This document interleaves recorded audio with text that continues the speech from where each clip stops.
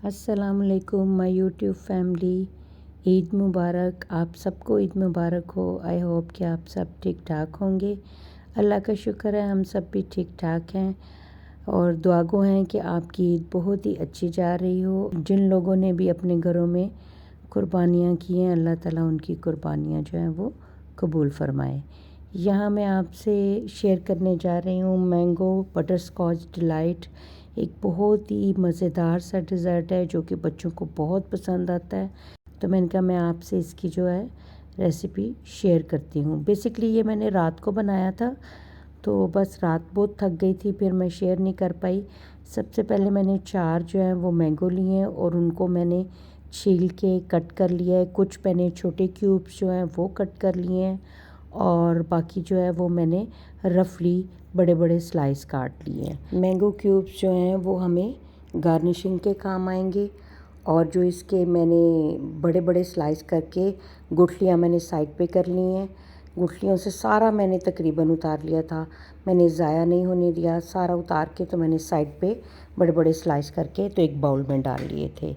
ये देखें छोटे छोटे जो हैं वो क्यूब्स जो हैं वो एक तरफ हैं और ये रफली जो स्लाइस हैं जिनकी कि मैं बाद में मैंगो प्यूरी बनाऊंगी, तो ये मैंने एक साइड पे कर लिए हैं।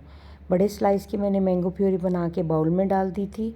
ये भी हमारे जब हम लेयर्स लगाएंगे तो तब हमारे काम आएगा और ऊपर गार्निशिंग के लिए भी हम इसको इस्तेमाल करेंगे। मैंगो क्यूब्स और मैंगो जो प्यूरी है वो तैयार हो चुकी है।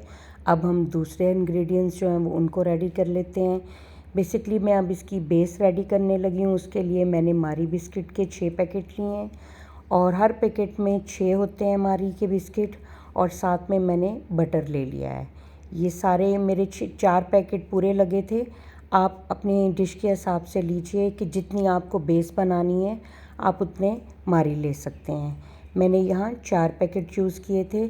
साथ में मैंने बटर लिया था। बटर का जो तीसरा हिस्सा है उसको मैंने निकाल के मेल्ट कर लिया था और उसके बाद जो मारी हैं उनके छोटे छोटे टुकड़े करके मैंने चॉपर में डाल दिए थे। आप चाहें तो बड़े टुकड़े भी इस्तेमाल कर सकते हैं या हाथ से इसको कर सकते हैं। मैंने इसको चॉपर में डाल के किया था। मैं छोटे छोटे टुकड़े करके मारी के चॉपर में डालूँगी। साथ मैंने 1 चम्मच बटर डाला और 1 पिंच मैंने इसमें नमक डाल दिया था और इस तरह ये बहुत ही स्मूथली चॉप हो जाता है, यानी फाइन सा चॉप होता है। तो ये देखिए मैंने चॉप कर लिया और इसको मैं अब ट्रे में डालती जाऊंगी। जिसके मैंने अंदर डिश रेडी करनी है मैं सीधा उसी में डाल दूंगी। मेरा चॉपर जो है वो छोटा है इसलिए मैंने 2 दफ़ा में करके डाला था। मैंने सारे बिस्किट और सारा बटर जो है वो इसमें यूज़ कर लिया था। अब ट्रे के अंदर जो है ये सारा जो मैंने चॉप किया है बिस्किट को बटर के साथ इसकी मैं तैसी जो है चम्मच से दबा के तय सी लगा दूंगी, यानी एक लेयर जो है मैं उसकी बेस सी जो है वो रेडी कर लूँगी और उसको चिल होने के लिए मैं फ्रिज में रख दूँगी। साथ ही हम बटर स्कॉच तैयार कर लेंगे। सबसे पहले हम चीनी को कैरमलाइज़ करेंगे। 1 कप चीनी में मैंने 1 टेबलस्पून जो है वो पानी डाला था और उसको हिलाते जाएंगे और इसको जैसे ही इसका कलर चेंज होगा, तो यहाँ देखें इसका कलर चेंज हो गया है और मैंने थोड़े से साइड पे बादाम ले लिए हैं। यहाँ से मैं अब थोड़ा सा लेके तो इन बादामों के ऊपर डाल लूँगी। जल्दी से डालूँगी क्योंकि ये डालते सारी ही जमना शुरू हो जाता है, गाढ़ा हो जाता है ये देखें इस तरह से सारे बादामों को मैं इससे कवर कर दूँगी। इस तरह से हम कुछ इसमें से लेके इन बादाम के ऊपर डालेंगे और इसको चिल होने के लिए साइड पे रख देंगे। जो बाकी का है उसको हमने बटर स्कॉच में चेंज करना है। उसके लिए सबसे पहले मैंने आधा कप इसमें मैंने क्रीम का डाला है और साथ ही मैंने वनीला एसेंस का 1 टीस्पून डाल दिया है और 1 टेबलस्पून इसमें मैंने बटर डाला है और इसको अच्छे से मिक्स कर लेंगे। थोड़ी देर पकाएंगे तो वो बटर स्कॉच में चेंज हो जाएगी। यहाँ मैंने 2 कप जो है वो क्रीम ले ली है, फ्रेश क्रीम ली है और उसमें मैंने 4 टेबलस्पून जो है वो आइसिंग शुगर डाली है और उसको अच्छे से मैं बीट कर लूँगी। हमें इसे तब तक बीट करना है जब तक इसकी जो शुगर है वो मेल्ट हो जाए और दूसरा ये फ्लफ़ी सी हो जाए। यहाँ देखिए ये मेरी क्रीम फ्लफ़ी हो गई थी। इनको मैंने हाफ़ कर लिया है, हाफ़ मैंने बाउल में रहने दी है, हाफ़ मैंने इस स्टील के मग्गे में डाल दिया है। इसमें मैं मैंगो प्यूरी डाल के तो इसको बीट करूँगी। इस मग्गे में मुझे बीट करने में काफ़ी आसानी होती है क्योंकि मेरे पास बीटर नहीं है। मैं हैंड ब्लेंडर से बीट करती हूँ, तो मुझे इससे पकड़ के करने में आसानी होती है। इसको मैं बीट करती जाऊँगी ताकि इसमें जो मैंगो प्यूरी है वो अच्छे से मिक्स हो जाए। और मुझे यहाँ लगा था कि कम है, तो मैं इसमें थोड़ी सी और डाल दूँगी ताकि इसमें जो है वो मैंगो का जायका अच्छे से आए। जितना कि मुझे चाहिए था उस हिसाब से मैं बीट करती गई और डालती गई। आप भी अपने हिसाब से डालिएगा। यहाँ मेरी जो मैंगो क्रीम है वो तैयार हो गई थी, तो इसको मैं इस बाउल में निकाल लूँगी। और साथ ही हम बटर स्कॉच वाली क्रीम भी जो है वो अब बाकी जो हाफ़ की है वो रेडी कर लेंगे। यहाँ मैंने उस क्रीम में जो है वो बटर स्कॉच डाल के और उसको भी हम इतना अच्छी से बीट करेंगे कि वो फ्लफ़ी सी बन जाए। ये देखें, इसको भी मैंने बाउल में निकाल लिया है। अब मेरे पास दोनों क्रीम्स जो हैं वो लेयर के लिए तैयार हैं, मैंगो क्रीम भी और बटर स्कॉच क्रीम भी। ये दोनों मेरे पास तैयार हैं। और साथ ही हम अब इन बादाम्स को भी रेडी कर लेंगे। इनको मैंने तोड़ के हाथ से और इसमें मैंने चॉपर में डाल दिया था क्योंकि मुझे इनके बारीक से चंक्स चाहिए, मुझे मोटे मोटे नहीं चाहिए, इसलिए मैंने चॉपर में किया। अगर आपको मोटे पसंद है तो आप हाथ से हैमर से आप कर सकते हैं। मुझे इतने बारीक चाहिए थे इसलिए मैंने चॉपर में किया।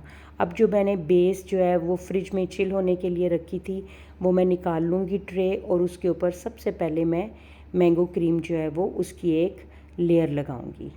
इसकी हम फाइन सी अच्छी सी लेयर लगाएंगे इस तरह से। ये बहुत ही मज़ेदार डिश बनती है और आपको पता है कि क्रीम वाली जो डिशेस होती हैं वो बच्चे बहुत शौक़ से खाते हैं। मैंगो क्रीम की लेयर लगाने के बाद मैंने यहाँ पे जो कैरमलाइज मेरे बादाम के चंक्स थे वो मैंने फैला दिए इसके ऊपर। और उसके बाद मैं यहाँ पे मैंगो क्यूब्स जो कट करके हमने रखे थे उनको मैं यहाँ पे चम्मच से या हाथ से जैसे चाहें आप फैला के तो इसके ऊपर ऐसे डालते जाएं, एक एक करके दो दो करके फैला के। लेकिन ये है कि एक ही साइड पे एकदम से नहीं आपने डालने, फैला के डालने हैं चारों तरफ, ताकि हर एक की चम्मच हर एक की बाइट में जो है वो मैंगो क्यूब जो है वो आए और सबको इसका जायका जाए।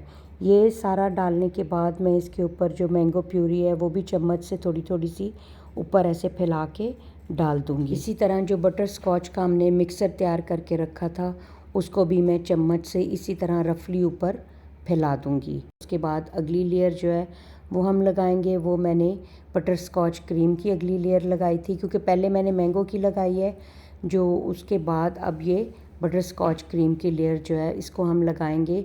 इस तरह से मैंने डाल के सारी एक फाइन सी इसकी लेयर लगा लेंगे।